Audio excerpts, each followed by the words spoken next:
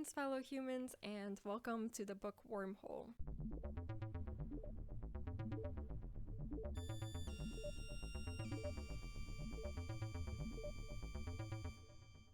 I'm not even gonna say that I am finally getting caught up this month because I said that and then my computer froze while I was recording this and I lost 20 minutes of film, so and I'm redoing it now. May was a better reading month than last month, but kind of similar to what was happening last month was that any of the fantasy books I was reading I really wasn't connecting with. I'm really trying to start to read more out of my comfort zone, and I was pretty enthusiastic about the fantasy books I did actually pick up. But when I am reading something and all I can think about is wanting to finish it to read something else, then I know it's time to DNF that book and read something I will enjoy better. But the books I actually did finish reading I generally really liked, so we're gonna talk about those. The first being Ancillary Justice by Leckie. Breck was once a spacefaring battleship with a multitude of human bodies, or ancillaries, to serve her crew through. After the destruction of her ship body, instantly killing all of her crew and her ancillaries, Breck is reduced to a single human body and has vowed to seek vengeance against the person responsible. However, the target of her revenge so happens to be the most powerful person in the universe and also has many bodies dispersed throughout the universe. I buddy read this with Jonathan from Words in Time, and we had a really great discussion on this book that I will be linking in the description below. I'm glad to have buddy read this book with someone because I actually first tried this book last year in October and I just wasn't into it then, but I still wanted to read this book, so it was nice to have someone to hold me accountable. I didn't know much about this book going in, and I initially found it confusing and difficult to follow. And this is coming from someone who reads a lot of sci-fi. So readers, be prepared to give this book at least 100 pages before deciding to DNF this book, because it takes about that long to get a hang of the story and the world. The book alternates between two timelines every chapter. Something I initially didn't pick up on because there isn't any indication of this. I also wasn't sure if both timelines followed the same character. It does. The past timeline is Breck as a hive mind when her ship was still intact, and the future timeline is her post her ancillary's destruction. I also couldn't tell at this point in the story what Breck's motivations were, and this also initially made it difficult for me to get into the story because mostly it seemed like she was just existing and I didn't understand why she did anything, particularly when she goes out of her way to rescue Varden, someone she knew from her ancillary days, though she continually insists that she dislikes Varden. That's something that is never explained in this book, but I am hoping is maybe revealed in a later book in the series, though I do like the friendship that develops between the two characters eventually. I think the strongest aspect of this book was the language. It's implied that the language through which the story is told is not English, and whatever language this is, it contains no gender. Therefore, Breck will refer to all characters using she, her pronouns as a default. In her past timeline, there's another language she uses with the locals, which liberally use pronouns, and pronouns usually indicate more than just gender, but also can indicate things like marital status or if you have kids, which I thought was really cool. I like that Breck also messes up while speaking a different language, and that there are words that have multiple meanings and can be misinterpreted. I think this book perfectly captures what it's like to be part of a world that is such a mix of different cultures and languages. I think that is so perfect for the setting of space opera, and not many space operas take time to really flesh out that bits of their world. I love the concept of the ancillaries. My favorite books with AI are ones that treat AI as their own species, and this was definitely the case with this book. I like how through the ancillaries, Breck was able to be in many places at once, and I love how ships are able to have favorites among their crew. One small detail Leckie puts in is how a ship might inconvenience a crew member that they disliked, while always catering more towards their favorites, and that was just such an endearing idea. However, there is a more grim reality to the ancillaries. These bodies are humans from conquered lands and who are pretty much being used as shells to house an AI mind. While nothing appears to exist of the former host's mind, each ancillary has its own quirks and is also able to have favorites. I like that this means that AI are simultaneously one being as well as many in one. And I like that the big bad of this series is similar to Breck in that they also have many bodies. Not only does that make them all the more difficult to defeat, particularly because unlike Breck, Anandar Manai isn't mostly confined to one ship, but also that they mirror Breck in that regard. Once I finally gave this book the time and patience it needed, I ended up really enjoying it, and it has a lot of interesting concepts and world building, so I understand all of the hype it gets. I ended up giving this book 4 stars, and I do plan on reading on in the series. Next book I read was Nemesis Effect by Michael Schotter. After Tom Hallett saves the life of a 3-star executive, he is offered the job of a lifetime. As an archivist, it is his duty to record history as it happens, and this new assignment has high stakes, as it takes him into space to document an anomaly that has appeared, and the Nemesis project as they strive to resolve the anomaly before Earth's orbit brings the planet directly into its path of destruction. A lot of world building is achieved in this book, and a lot more is implied. This is an automated future with augmented reality, and overall comes across as a future that would be nice to live in. I think the political system in this book is very interesting, with an emphasis on being a public servant. All executives are given ranks, and these ranks are determined by ratings, affected by even the most innocuous of actions. The more the public is in favor, the higher the rank and the greater the power and the privileges that come with it, and vice versa. However, if one's rank drops too many levels too quickly, the politician will be killed by this action, which feels really extreme and cruel, but at the same time, I feel like this is a good way to keep politicians in check. If they have this threat of life and death over them, and that public opinion truly matters, in a way that forces them to have to listen to the people in order to give them what they want and serve them best. My favorite aspect of this book is definitely character relations, the most prominent one being between main character Tom Hallett and the 3-star executive Jacob Westbrook. I love their friendship. It is so rare to see two men have such an affectionate friendship with each other, not only just in books but in media in general, so it was such a nice breath of fresh air. Even though it is sort of an instant relationship between the two of them, I think it works because of how they first meet. It makes sense that Tom would feel a bit responsible for Jacob after saving his life, and also that Jacob would feel fond of the man who saved his life. But I also really like the relationship between Jacob and his ex-wife Muriel. Little on their past relationship is ever disclosed in the novel, so we can only judge them on how they interact with each other now. And despite being divorced, there is so much love and respect between these two characters. I get the impression that they just weren't right for each other, but make really great friends.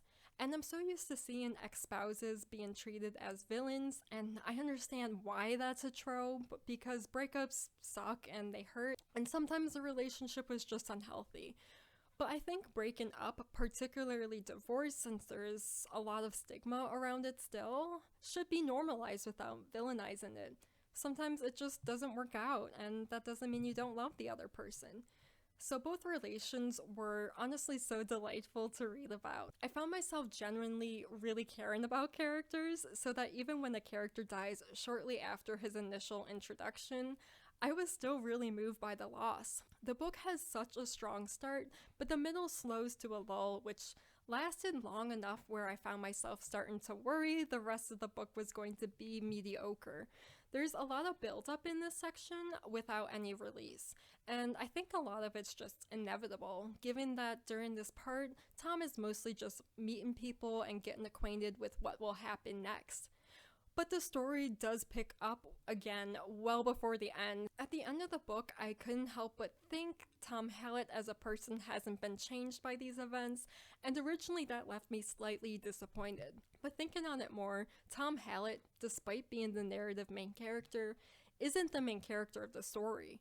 Much like his occupation, his role is to solely observe and relay the events. He kind of is entirely insignificant in the scope of history, and the story reflects that by not focusing on his character's development. I think possibly that could have been emphasized more through writing style, if perhaps rather than through third person, the book could have been told in first person and in a diary entry sort of style. Like, maybe this is like what Tom Hallett was recording, but there are parts of the book that don't follow Tom specifically, so that idea wouldn't entirely work. But this is a book I found myself thinking about a lot after reading it, particularly with the characters. I'm not big on series, but I'd definitely be interested in reading more about these characters, especially because the end of the book is so open with potential. I debated on a rating for this one a lot because there are some minor weak points in it, but ultimately this book was just so enjoyable. I decided I am going to give it a 5-star. Next book I read was my designated Animorphs read of the month. And this is book 9 in the Animorphs, Animorphs The Secret by K.A. Applegate. This is possibly my least favorite book in the series so far. After books 7 and 8 had really intense, high stakes, and notable successes in the Animorphs' ongoing battle against the Yeerk invasion, this book felt entirely unremarkable and like a filler episode that doesn't offer anything to the series. Every Animorph book has this one major mission the Animorphs embark on in order to hinder the Yeerk invasion, and usually whatever this main conflict is, it somehow also ties into the narrative main character's personal plot, which also resolves within the book. The main mission of this book was confusing. They're trying to stop the Yeerks from tearing down trees in the forest, which sort of felt like general bad guy stuff, which is so uncharacteristic for Animorphs. It's like Applegate ran out of ideas. Similarly, Cassie's personal plot also involves the conservation of wildlife, as she becomes attached to a family of baby skunks whose mother is being healed by her veterinarian dad. I'm kind of disappointed because I really like Cassie as a character, but I feel like we've yet to really see her character shine. She feels almost one-sided, whereas all the other characters have these really intricate internal battles with themselves every book. And one of the most unforgivable aspects of this book is how it contradicts a major success the Animorphs achieved in book 8. The big bad, Visor 3, is seen using morphin abilities with an Andalite body when, at the end of book 8, his Andalite host is mercifully killed and therefore released from Visor 3's control. It is a major moment in the series and one that I rejoiced over while reading, and therefore it feels insulting for this book to have entirely ignored that having happened at all. Honestly, I'm very confused, and I checked like 10 times to make sure I've read these books in order because it doesn't make sense. Also, I don't know why this is titled The Secret. I don't know what The Secret is. Usually the title is pretty obvious, but this one was lost on me. Overall, the writing also felt different. Scenes felt very rushed and jumping from one to another. The ending is very abrupt too. The humor feels different, and while I felt that all prior books were incredibly respectful towards the reader and trusting that even children can understand these heavier concepts, this one felt almost patronizing at times, which is the exact opposite of why I liked these books to start with. I wonder if this book was ghostwritten, because it just doesn't feel like the usual quality Applegate has put out for this series so far. Normally, this probably would have been a 3-star rating, but since I'm rating all Animorph books against each other, I ended up giving this one 2 stars. Definitely my least favorite so far, as well as you can probably just skip this book if you're looking to read Animorphs but aren't committed to reading every single one, because nothing happens in this one that will have a greater effect on the rest of the series. Childhood's End by Arthur C. Clarke. Aliens have come to Earth and now rule as humanity's overlords. Every action they have taken has resolved Earth's and society's problems, leading humanity into an age of utopia. Yet humans are still skeptical of their overlords, who despite their kind actions still hold secrets and are wary of the overlord's true intentions. This was my classic pick of the month, as this book was originally published in 1953. My review for this one is going to be short and sweet just because there isn't much to say about this one without spoiling anything. Honestly, the one thing I knew about this book before I read it was like something that actually happens near the very end of the book, so I'm not even gonna talk about that. This book spans over about a century, from the time the overlords first come to Earth to the early days where positive changes are being made in human society, to a time of Utopia and the after effects of Utopia. Most of the conflict comes from resistance on humans' part, and in many ways, humans feel like children, whereas the overlords are the parents, sometimes infringing on humans' personal freedom, but in order to keep humanity as a whole safe. I like the actual design of the overlords, which I won't elaborate on too much, and how humans were able to recognize them, and how that ties in with this idea that time isn't linear, and humans have actually been predicting the Overlord's arrival since almost the beginning of time. And that makes a lot more sense when you actually read it, but because the actual appearance of the Overlords is something that is kept secret in the very first section of the book, I don't want to give it away. I like the exploration into the concept of Utopia. These parts of the book were very enjoyable to imagine and feel like a possibility we should strive for.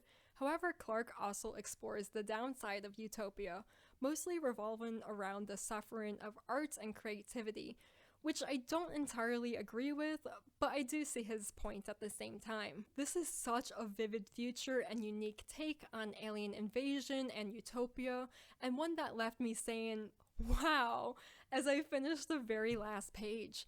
I also think this is a very good classic or older sci-fi book to read if you don't usually read older sci-fi, and this was a 5-star read through and through. And the last book I read this month was The Library of the Dead by T.L. Huchu.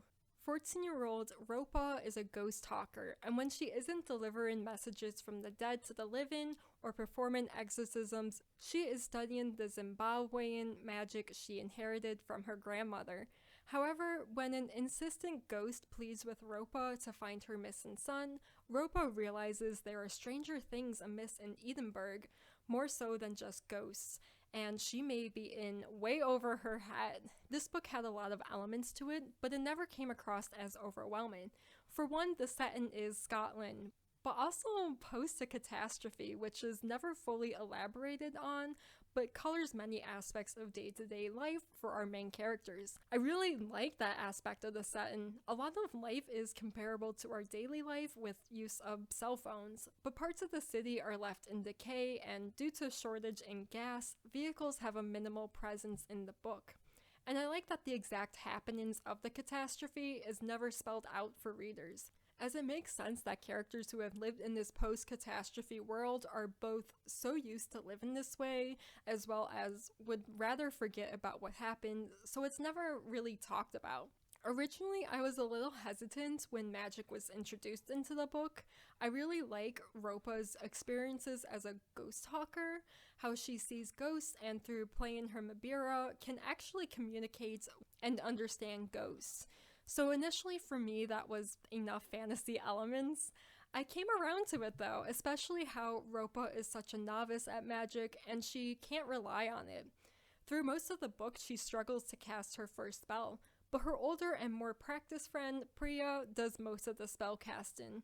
I really enjoyed both Ropa and Priya's characters. I like that they're both goths because it's so rare to see characters designed that way, particularly when they're people of color. And I like that Priya is a wheelchair user, and yet that she's still a fully capable character while keeping in mind the limitations of being in a wheelchair. Yet at points the wheelchair actually benefits the characters. The mystery of the book was pretty straightforward to me. I guessed both the culprit and the motive nearly immediately, but the adventure of uncovering the answers was what kept my interest in this book, as well as the very distinct narrative voice in this book. I'm not usually a fan of overly sarcastic narrators, as it usually comes across as trying too hard to be entertaining, but I found it a suitable fit given that Ropa is a 14-year-old who is probably too smart for her own good, as well as someone who always manages to find herself in trouble. The voice helps to establish her distinct personality as well as makes it a fun read, though kept the attitude to appropriate moments as well, which is probably why I don't always like sarcastic narrators when there is still sarcasm during really intense or sad moments and it just doesn't suit the mood at all. Huchu clearly knows how to use this distinct narrative voice and allowed moments of sincerity when necessary. I think this book is a young adult, but I got the impression that it was middle grade while reading, maybe because of the sarcastic narrator and just overall being a very easy read for me. Some of the content might be a bit darker for middle grade, which might be why it's considered young adult, but I think a middle grader could still enjoy this book. And I enjoyed it as an adult. This was a 5-star read, and I definitely want to read on in this series because it was so fun and such a nice palate cleanser for me that I think this is a series I will continue to go back to. And so that was my month of May. I'm so glad to finally be caught up on my monthly wrap-ups, and I hope to stay caught up for the rest of the year. Next month, I will be doing a buddy read of When We Were Magic by Sarah Gailey with Joharra from The Witchy Reader. I will also be only reading LGBT books by LGBT authors, and if you're interested to see my TBR for next month, I'll link the video in the description below. Thanks for watching. Remember to support your local library and shop independent when you can, and until next time, please stay tuned.